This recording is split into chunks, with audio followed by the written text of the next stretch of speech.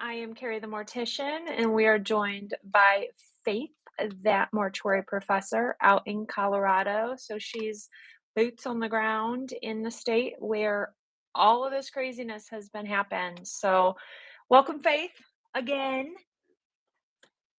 Yes, perfect. So, if you are just catching up with this story, a few months ago, it was found that Return to Nature Funeral Home in Colorado, which is a green burial focused funeral home, but they also did cremation, which is where they're thinking all these bodies that were found were intended to be cremated and were not, and had been in stored in this one building for months and Years. months and Yeah. forever. So what is the newest that you're hearing out there? Because I know you send me news articles that I am not seeing here at all. So what is the latest and greatest out there on this whole thing? Sure. Well, reporting live from Denver. Um, yeah, kind of like I should jiggle my papers around or so, or have like my kid in the walker come walking by. If you've ever seen that video, um, so I guess the update isn't really necessarily about anything that's happening with with those individuals, but interestingly enough, kind of at the same time that this all was happening, Colorado was going through what's called a sunset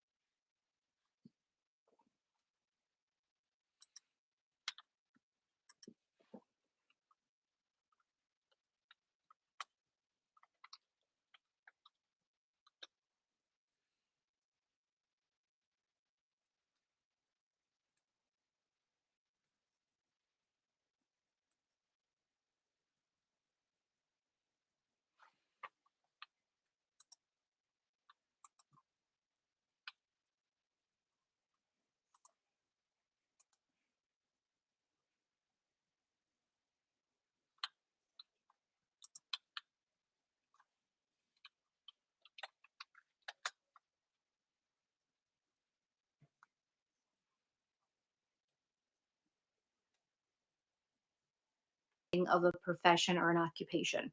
So keep in mind, regulation of funeral homes and licensing of professionals are not the same thing. They're two different things. So businesses are regulated by many, many different agencies. Funeral homes, we have a ton of them that regulate us. We have FTC, we have FDA, we have EPA, we have OSHA, we have our state, regulatory agencies. And Hey, so Faith. that was reviewed. Faith, Yeah. everyone's saying there's no audio. Can you guys hear me, or is because I can hear everything Faith is here saying. So I don't know. Do you guys hear me talking, or is it just Faith might be glitched up?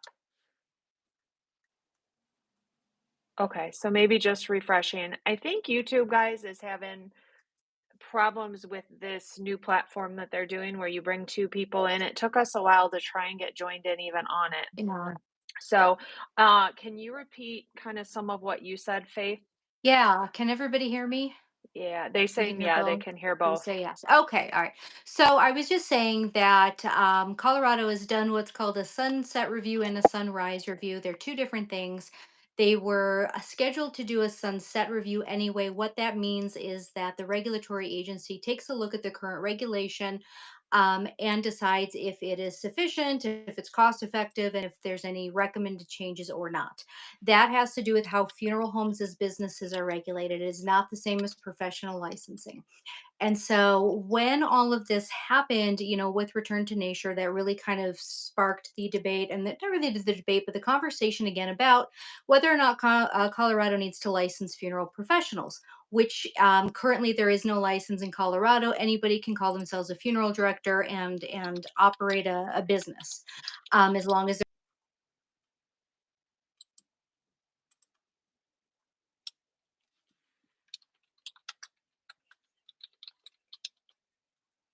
directors of.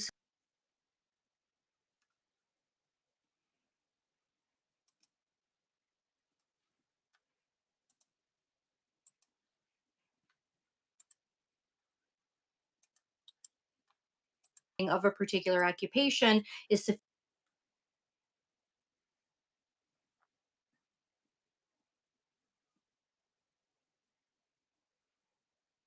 reviewed regulations on funeral home businesses. Then they reviewed the need for licensing of the profession. So two different reports came out.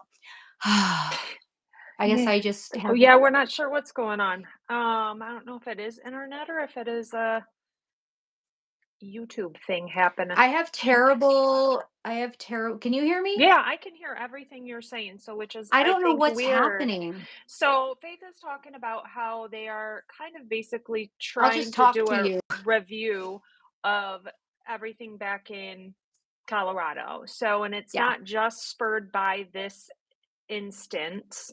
It is something they do regularly anyway, and now finding major cause in this review, obviously, for some reforms and some changes. Do you think that they're gonna start and really dive in and really get the licensing going to make sure, maybe some of this kind of stuff doesn't happen again? Yeah, you. Yeah, Just talk, and if they can't hear me, maybe you can just kind I'll of translate. reiterate it. Yeah, sorry. I don't know why the internet is so poor at my house sometimes for no reason. I live in the city of Denver, and I don't know what the problem is. But so they review how they regulate funeral homes as businesses regularly, but the application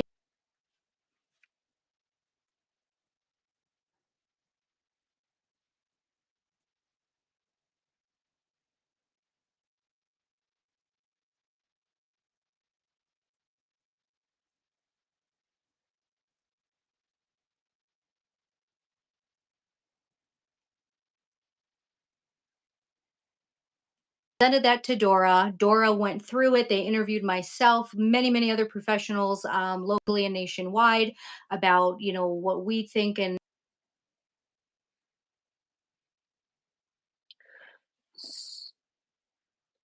have come out with their So Dora, findings. she's saying Dora has, which is the regulatory program, has interviewed a lot of people, including Faith and other funeral directors who are in the state to find out what it is they want to do, if they're in agreement, if they support everyone having to be licensed. Because right now, Colorado is a free free reign state, so you do not have to be licensed to be a funeral director or an embalmer. And there has been a lot of really bad instances, including the Halfords, John and Carrie, who were the ones arrested for what has happened at Return to Nature Funeral Home, where 190 bodies were found, dating back to 2019, even, that were also intended to be cremated, never were cremated. Some type of medium was given to the families saying it was their loved one, and they have now gone back and are identifying all these bodies that they're finding were just stacked, stuffed into this building, which I cannot even imagine how bad it smelled in there. No, Not even. and it was Yeah, that's sure, yeah, ugh. bad stuff. Well, and Bad stuff. So, yeah. I mean, if you want kind of want to let people know what this proposal says. And again, this is not to say that there is now licensing in Colorado, that this is a law. That is not what's happened. What has happened is an application was filed with the regulatory agency to review whether or not they recommend initiating licensing for funeral directors. That's it. And so, what the Colorado Funeral Directors Association has recommended is that currently anyone that's practicing as a funeral director in Colorado would be grandfathered in and given a license. And that's the only way really to do it here without shutting down funeral service in Colorado, because so many people would not qualify for licensure based on these new recommendations. So grandfathering people in makes sense. That's the only way we can continue business here. And then if you're new to the industry, you would have to graduate from an accredited mortuary school. You would have to pass the national board examination, both the arts and the sciences. You would have to serve a 1-year apprenticeship.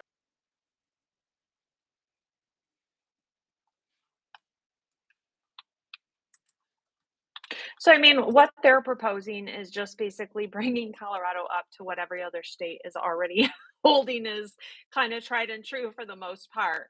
So she's saying, you can get grandfathered in because can you imagine if all of a sudden they said, "Oh, you have to be licensed to be a funeral director and or you're getting shut down today." And how many funeral homes across the state would get shut down. So they're grandfathering in people who have been working in the capacity and who have been doing the work. And then from here on out, people have to be licensed just like they are in other states. You have to go to an accredited mortuary school. You have to do your apprenticeship. You have to pass all your boards, your national boards, your state boards, and have at least that baseline of professional licensure to do this work to hopefully Mhm. avoid some of this other garbage. Not that licensed directors in other states don't do illicit things as well, as we know from my naughty funeral director videos, but this would hopefully kind of curb out some of the people that were trying to just,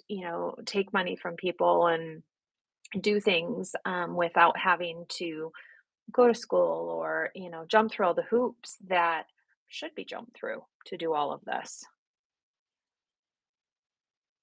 Yeah, and this also would include every year a licensee would have to do 6 units of continuing education, including 1 unit focusing on And see, Colorado we don't have mortuary science continuing ed in laws. Michigan yet. It's supposed to be coming in the next year or Hmm. so, and I think that should be just standard that, the Normal. the Mhm. industry every industry changes so greatly, with technology, with advancements and just techniques and things that you should always have to be constantly growing and learning and proving that you're doing those things. And so I think it is kind of odd Mhm. not to have that. But Yeah, Jeremy, and so oh, go oh, go ahead. ahead. No, go ahead. I was just gonna say, somebody just asked a quick question I was gonna answer, even though it is completely off topic, Jeremy. But you're a mortuary school student. Where are you going to school? And doing courses online, and you have to find a preceptor. So yes, go knock on doors, introduce yourself. Do not go at 8 a.m. Don't go at 4 p.m. Dress professional, bring your resume. Whoever answers the door, speak to them. Don't just ask for a licensed director. Who answers the door is your gatekeeper. That person is going to get you to anywhere else. If you show up around 9 o'clock, bring coffee, bring donuts, invite a funeral director out to breakfast or something. Say, hey, could we go to breakfast one day? I would love to learn about what you do. I'd love to, talk to you about the business. I am a mortuary student. Mhm. These things get you in the door. Don't go in with one objective, one narrative that you're trying to do, and also understand that you may give them your resume and you may not hear back from them. And it's not because they don't need you, want you, but they could be handling so many at need families. You are literally last priority. Mhm. No offense to anybody, but that is how it is. If I showed you what my desk looked like on Friday at work, bananas, bananas. So your need to want to get a preceptor does not trump funeral directors serving families that are at need in their, building currently, having someone that's died. So just be persistent and look far outside of your normal range. Like, oh, that one's 20 minutes away. I'm not going to go there. You may have to drive an hour or 2 hours to go really get, the help that you need and to be able to get a place to work. So keep trying. So, yeah, yeah,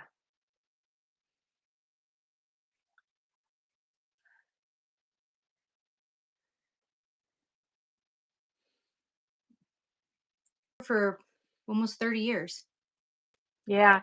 It's Faith is licensed as a funeral director and an embalmer and runs the mortuary school out there. So it's not that everyone in Colorado is just running wild, Leaving things. embalming people and taking care of the deceased. There are licensed people that are doing things, just like other states, but there are some that have just said, "Huh, I think today I'm going to open a funeral home." And I think that also goes for consumers. When you're going to work with a place, make sure they are licensed. Make sure they, have licensed funeral directors and licensed embalmers, and they have facility licenses, and that the crematory they're using is licensed. And when you receive back your loved one from a crematory, from the funeral home, that there are markings on the box that say what crematory was used, that there is a tag in there that has a number and a name of a crematory. These are all clear indications that things are hopefully on the up and up. If any of those items are missing, question it. Call the Yeah. crematory directly, even. And if it, eases your mind and say, I received my loved one back. Is this indeed my loved one? By this number and by this whatever. Of course, we don't want to overrun crematories by everybody calling just to triple check because everybody's scared right now. But if Yeah. there are some red flags and you're feeling red flags or something's not right in your gut, then do your due diligence and check, and that's okay to do. Yeah, I think it's worth mentioning in this proposal, it does include a licensing history background check for, reciprocity. So reciprocity isn't necessarily spelled out in this proposal. This is just a proposal. I mean, this has to be worked through, in so many different ways. There's a lot of holes in this that I see just looking at it one time. But it does mention that you would have to have a background check into your license if you were already licensed. So if Carrie wants to move to Colorado, she's licensed in Michigan, that would give the state of Colorado the right, or her employer or whomever, they would have to check with the state of Michigan's regulatory agency and see if her license was ever, disciplined, suspended, revoked, anything like that. So basically, that's what happens in just about every other state. I'm licensed. I've Yep. been licensed in 4 states. If I want to go get my license in Wyoming, they're going to check Utah. They're going to check Illinois. They're going to check New Mexico and make sure that I never did anything bad as a licensed funeral director in that state. And that's what's missing with the licensing here. Okay. Carrie said a million times, and it's so true, licensing does not make somebody a good funeral director. It does not make them a moral or an ethical person. Okay. Just because they went to school, passed their boards, and paid for their license with the state doesn't really say anything about their character as a Mm-mm. professional. However, when you have people like the people that were at Return to Home doing things like this, there is nothing to say currently that he couldn't move to another state, assuming he gets out of prison someday. That's a different conversation. We have no idea what's happening with that. Say Yeah. he does 5 years in prison and then he moves to, I don't know where, some other state. There is no license for them to check here in Colorado. There's nothing for them to go and go, oh shit, he did all this bad stuff. We're not going to give him a license in this state. It doesn't exist now. So what this licensing is, what's so important about this is not only having a standard for the profession, for the professionals working, but also to have some kind of consequence or something, beyond just, that was bad when something happens here, because now you can't just move to another state and pretend nothing ever happened here because there's nothing to check it against Right. here. Similarly, Right. you can't move from another state where you've done, a bad something, or and just start a business here, because in order to move here now, if this proposal as written, has to go through the process and all of that, they would have to check with the state you came from to make sure your license was never suspended or revoked, or had any disciplinary actions against it. So currently, Colorado is kind of a little place where people that maybe couldn't make it in other states for whatever reason, for will come and just open a business because they can. That Yeah. won't be the case anymore. Which is great. And like Michael's saying, which awesome for you, Michael, for starting your internship tomorrow. Good luck with that. Swanson Funeral Home in Flint, Michigan was a prime example.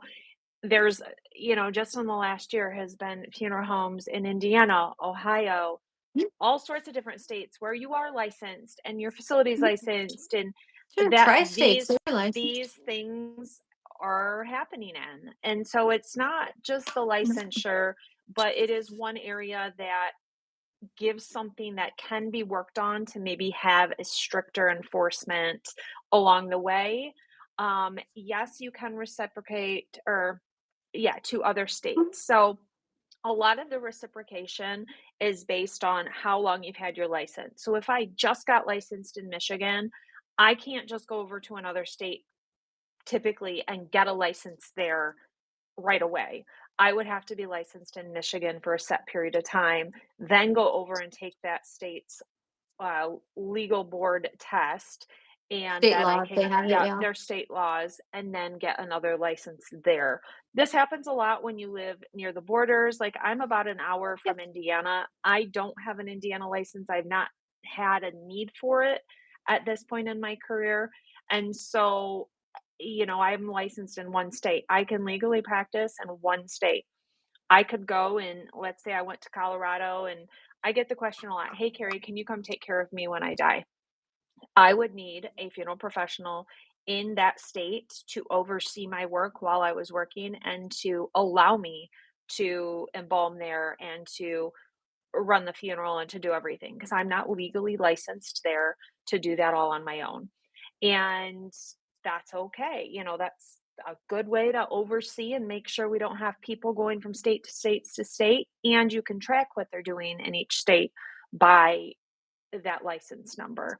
So yeah, it is quite crazy. But we're talking today about Carrie and John Halford from Return to Nature Funeral Home in Penrose, Colorado. 190 bodies from back to 2019 found, just in all stages of decomposition that were supposed to be cremated were not cremated. I know a lot of families have been contacted, and once their loved ones were identified, and so many lawsuits, so many things going on. They have been arrested now. Finally, at this point, it took a while, and a lot of people were like, "Why aren't they arrested yet?" Well, they have to line up their ducks to be able to arrest them for the proper things. Bless you. And Thank they you. had also ran away, and they had to go get them and extradite them back to Imagine that, Colorado. they were on the lam. I know, but they were, I mean, at this point, they're gonna be charged for abuse of a corpse, theft, money laundering, forgery, a whole myriad, along with all of the personal lawsuits that are gonna be put against the business and probably them personally. It's gonna take a long time to muddle through this. I know that the other big case that had happened in Colorado, oh shoot, what was the Sunset Mesa, yep, Sunset Mesa, and that had taken a long time couple years. Yeah. to finally come to fruition, and that was just in January of this last year. Finally, the trial happened, and Megan was sentenced to like 20 some years, which doesn't seem like a lot, but some of what theirs was, it wasn't just a Colorado. They went federal because they had mailed body parts. So that's where they really went after Mhm. them, was it became a federal issue, which had a lot more penalty than um the other would have if it was just a local one. So, Yeah. yeah, quite I a do want to while. just say about I want to just say about this report before I forget. So, Yeah. this is all public information. You can read these sunrise reviews if you want to. They're available online. And basically, it's a 51-page report of all the complaints that have happened, in so long.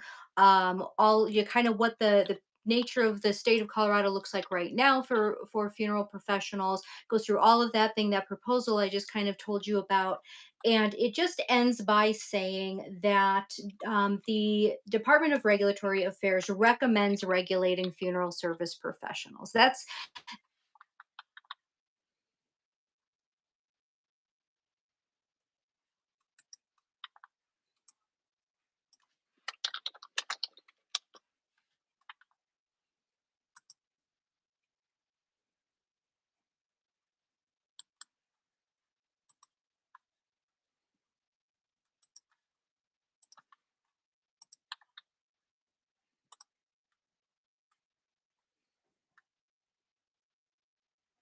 in the next coming year, Colorado. Yeah. And someone just asked for the mugshot. I can't share pictures in the chat, but I'm going to drop a link to one of the news articles that had oh, I think it's too long. But if you just Google return to nature mugshots, you'll pull up their mugshots. And there are two different ones, one where they were arrested, where they were found, and then their second one back when they were taken into Colorado. So, yeah, this is a wild story. It's going to take a while before it goes to trial and everything really gets brought to the forefront and we find out more about it. I would love to hear if you or a family member of somebody that, was supposed to be cared for there wasn't, reach out to Faith or I, Carrie at carrythemortician.com, or what's your email, Faith? I'd rather not. I get too many emails. Oh, you're good. Ah, So reach out to me. We would yeah, love to reach out to chat. Carrie and We would love to we can chat give with it to each you. other. Because we would love to know a little more kind of from your side what is actually transpiring and what they're doing. The police or whoever's involved, and kind of what information is being shared with you at this point if your loved one was one of those that they found at the funeral home.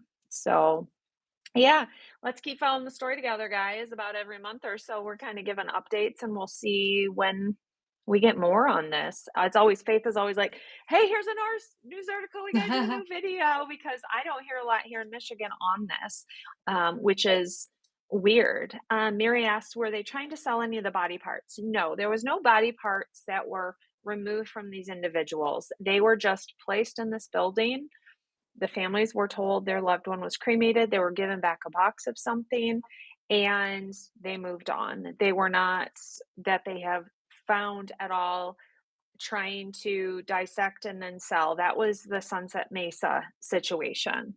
Yeah. That is what that those individuals were doing, but this is not happening in this case.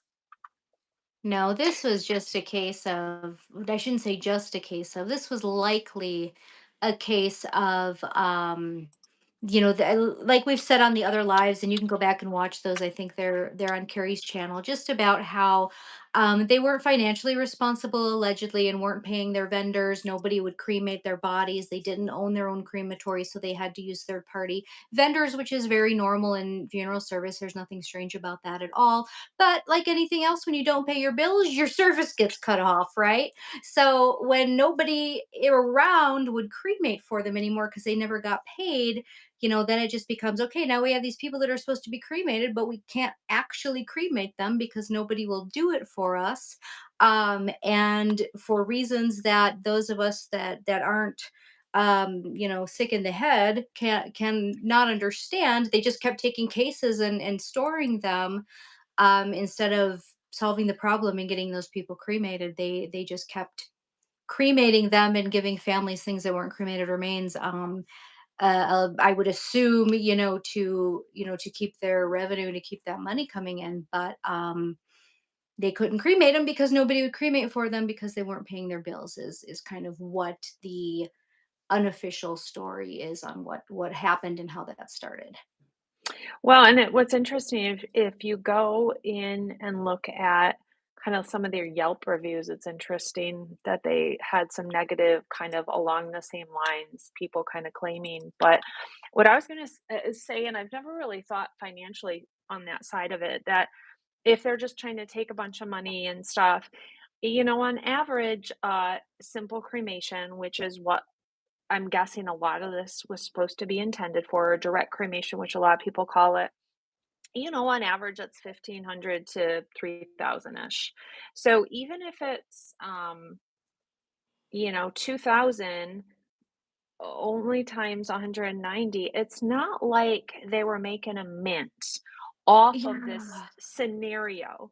And that's what I don't understand. Like, if this was something where they were trying to scam for like 10 to 20,000 per deceased, not that it changes it at all, but I don't see even the financial gain Well, from when those you're numbers in a big way. I For just don't sure. I mean, I you don't, but know? again, think of it from the perspective of a very small business, two or three employees. Um, you need all that to just operate. I don't think people, and this is Yeah, a conversation for another time, operating a funeral home is more expensive than you could ever imagine. It mhm, is. And so when you go, why are funerals so expensive? They're just no. I mean, gosh, I mean, the profit that's made off of them is tiny. The operating expenses are astronomical, and even a yeah. small place has rent, they have insurance, they have workers comp, they have to keep the lights on, all of that. So if even half of your business is direct cremation, to lose half of your revenue, even if it's not a lot of money in dollars is Mhm. catastrophic to you. Yeah. And so, it's not a lot of money, but when you're just a small place like that was a I think, 3 employee, maybe 4 employee place, two of which were the owners. You need every dollar you can to just make your Yeah. rent, right? And that's how it Well, is. and it would be 380 if they were doing them at $2,000 for those 190 bodies, it'd be about 380,000. So, I mean, that is a substantial amount, you Sure. know, not like, "Hey, we're gonna run to the Caymans after doing Yeah. this for a couple years," but it definitely would have paid the bills, kept things going, and that's why are you not paying the bills with this? Why are you getting cut off by the Well, cream? there's other Like, issues there, obviously, so that much, so that led much. to it. And people that are good business owners and good business managers and all of that would not find themselves in that position because they would pay their bills, and their expenses wouldn't exceed their, money coming Mhm. in for, regularly. So Right. I mean, it kind of speaks to them just as being unable to manage their finances maybe, or Oh, for being sure. whatever, in a And lot of different ways. That's well, and a not lot of something that just happens overnight. no. Well, and if you look at his Yeah. track record from 20 plus years ago even, he has a long line of criminal history. May not Yeah. be like, you know, huge, things that he just didn't get caught for, but a lot of petty crime, a lot of things that are writing on the wall, red flags, big red flags that if, Yeah. like you said, he went up for licensure, they would have looked into that history. They would have looked into these felonies, misdemeanors, all of it, and said, maybe you're not a great candidate for this.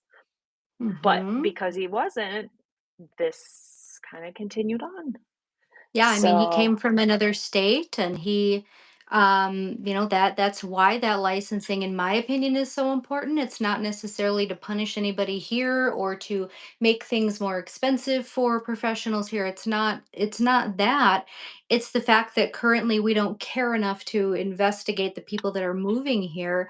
And who mhm, knows, who knows what the requirements would be on a history for licensure. They're different in every state, but it's entirely possible that it would could have been structured in a way that if he applied for a license to be a funeral director here, they would have denied it, because of things he has done in other states, or poor reputation, professionally, in a lot of different ways. So that's why it matters. Licensing isn't, um there's a lot of debate about what licensing is and why it's important or why it doesn't matter yeah, here in Colorado, because such a large number of people are not licensed and did not go to school or have any education or training, and they don't feel that it's necessary. Um and it's more than that. It's not to punish those people, it's to protect the families here and the consumers. And part of the government's job, if we think they have one at all, or regulatory jobs, really is, consumer protection. And that's one way that consumers can be protected in funeral service, is to vet the professionals that you're giving license to operate, these kind of businesses. And when that's not happening, you open yourself up to a lot of things, that may and possibly and probably wouldn't happen.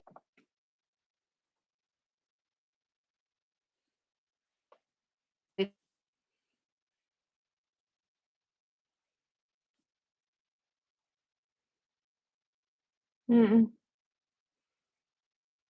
Born and bred here. They moved here from another state to open this business. And there are many, many wonderful people in Colorado that care a lot about their families, that do an excellent job, that are consummate professionals. And so we have to just be careful when we talk about Colorado as a state, and not lump everybody into, oh, they're all just, none of them are educated, licensed, or qualified. Far, far, far from the case. But not having this professional license does give us this reputation, that's undeserved for most professionals here. yeah. Someone asked if everybody's been identified. So, what I think has been amazing about this happened right at the beginning of October, that this was Mhm. all found out by the end of October, like not even. weeks later, it was maybe 2.5 weeks later or 3 weeks later, they had identified over 150 of the bodies. So they very quickly did autopsies, completed the autopsies, identified these individuals, and were pushing forward quickly through all of this. The building was destroyed in December. They're getting ready to tear it down, it looks like, from the news articles and things. And so, they really quickly got Yeah. in there and identified and um, made sure that this was of urgency because everyone Yeah, that the had used response there to it. was, is it my loved one? So you can only Oh, imagine the yeah, phone calls and the people showing up at the offices. And so they wanted to, alert the people that were being affected so the other people that were not could maybe have a little peace about that their loved ones had been cared for. So, sure. Yeah, I mean, they yeah, did a fantastic job, if you can say that. The response to what happened was really really professional and happened quickly. Dora investigated the next day. The FBI, the police, like all of those people were on scene. The very next day, they had to wait some time to evacuate the building for different reasons. But the public doesn't need to know absolutely everything all the time. But there's a lot of things that go into law enforcement, coroner work.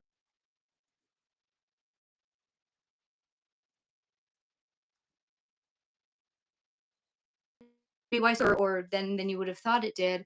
yeah. But really, the response. Oh, Faith's frozen. Um, yeah, so we will keep reporting on this. Um, you know, they do. yeah, you froze up there completely for a That's all minute, so right. I was just talking. So we're gonna wind down, but watch out for another update here when, especially if Faith hears more boots on the ground there in Colorado. We will get on and do another live in a few weeks, month, 2 months, whenever. Yeah. Especially when, the case kinda keeps going. So, make sure to check out, Faith and My series on here or on Spotify. It is via podcast as well. It is Six Very Feet good. Under Exhumed, where we are doing a rewatcher series of the show 6 Feet Under. So, we are in season 1 right now, trying to do 1 episode a week. We're releasing this week. I didn't post one for the holidays, just kind of took a week off, but next week we'll be on episode, I can't remember what number, but it's called An Open Book. So, or Yeah, The 6 or Open so. We're Book. like 6 or so. Anyway, there's multiple episodes up Yeah. already for you to catch up by the time we Yep. we drop the So you next watch them one. on YouTube here. You can go over to any podcast platform and listen to them while you're driving around if you want to do that, or listen to it while you're watching the episodes. But yeah, join us for that. But thanks, guys, and we'll talk to y'all soon. Bye. Hi, thank you.